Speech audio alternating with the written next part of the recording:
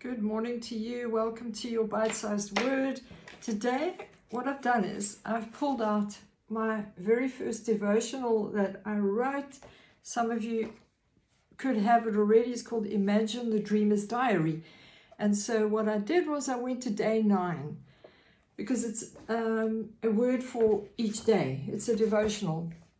And this is what it just happens to say in day 9. And I'll tell you why I say just happens. What I'm actually going to speak to you about is waging warfare with your prophecy out of 1 Timothy 1:18. I'll read you the scripture first. It says this, 1 Timothy 1:18. It would be a good thing if I put my glasses on.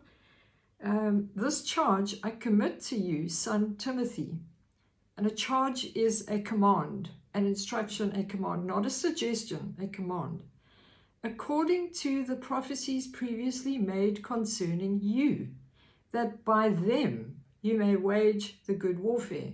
So what Paul is saying to Timothy here is, I'm instructing you, I'm giving you a command that the prophecies that you have previously received, that you take those prophecies and you wage warfare. And it's not just wage warfare, it says here that you may wage the good warfare, which means it's going to succeed. It's not going to be an uphill battle. This is how you deal with the opposition. This is how you deal with whatever's going on in your life. You take the prophecies, the words that have been spoken over you, the declarations you have heard, received, and you use them as weapons. What else do you do? How else do you wage warfare with something you've heard or received? You use them and you fight the battle using them. So you use them as weapons. So now let's get to Imagine day 9.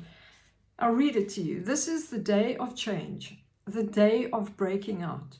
The woman with the issue of blood was so tired of being defined by her hopeless situation that she decided to get out one day, take a chance, defy the law, and do what she saw herself doing, so she did it. What is it that you need to do today to change your situation? And I'm going to stop there. I'll get back to it now. So many times we live in a place where we think this is it. Nothing is ever going to change. And because of this hopelessness that sets in, this discouragement that becomes so heavy, we forget that God has given us promises. And I'm not only talking about the prophecy you received from so-and-so who came to visit from another country, or one day in church, someone came up to you and gave you a prophetic word. I'm talking about the weapons that we have in here in our Bible. These are the promises of God to you and I that we need to go and dig in there, receive revelation, and hear a word from God for our own lives that becomes that weapon that we wage the good warfare with. So this woman, the woman with the issue of blood in Mark chapter 5, had lived in this place for 12 years, doing nothing about it because she thought, according to the law, I can't get out there, I can't do anything. So she lived with this for 12 years until one day something changed.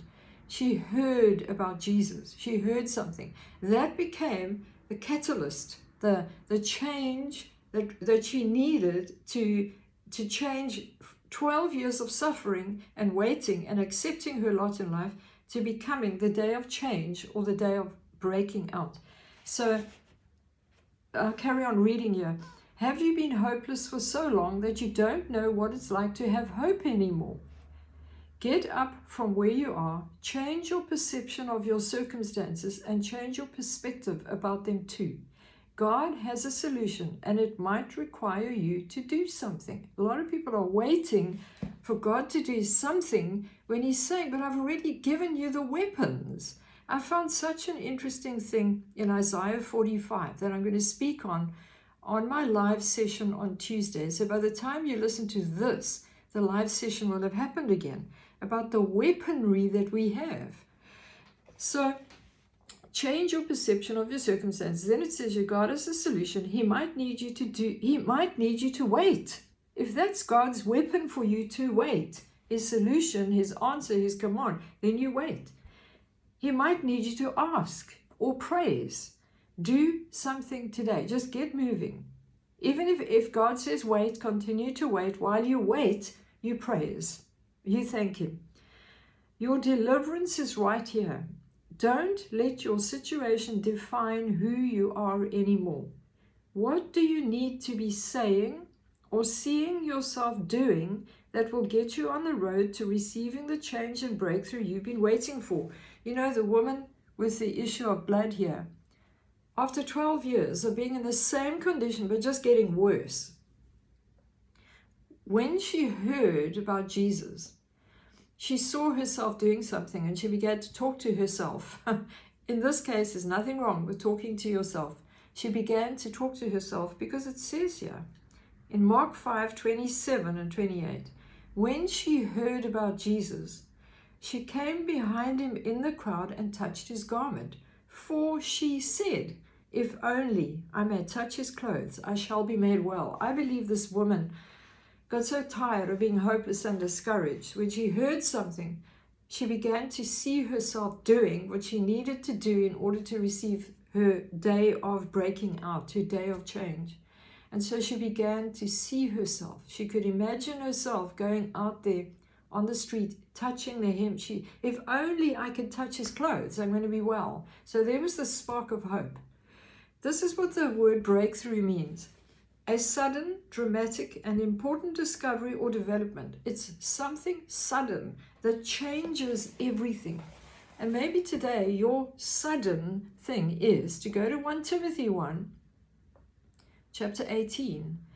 This charge I commit to you, my Bible would say, daughter Kathy, according to the prophecies made concerning you, that by them you may wage the good warfare. So you pick up the promises. What have you heard? Just as the woman with the issue heard about Jesus, and it changed her perspective that something could change. And so she was willing to move, to get up, to move towards where her healing was. Her healer was Jesus, and she knew it because she had heard stories of people just touching his clothes and being made well. And hope began to rise in her heart. And she got up, she changed her position, she changed her perspective, and she began to speak to herself. So how do you wage war with the prophecies previously made concerning you? You get up, you say, I'm going to believe what God said. I can't see it in the natural, but I'm going to believe what he promised me. He promised me healing. He promised me provision. He promised restoration in my family.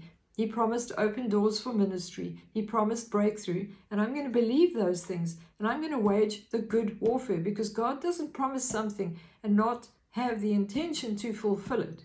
He has the intention for those things to happen, but what he's doing is he's waiting for you and I to get up and agree with what he said, and that's the first way we wage the good warfare. We agree with what God said. We shake off all that dust of doubt and unbelief and hardness of heart because disappointment, because we felt like God waited too long.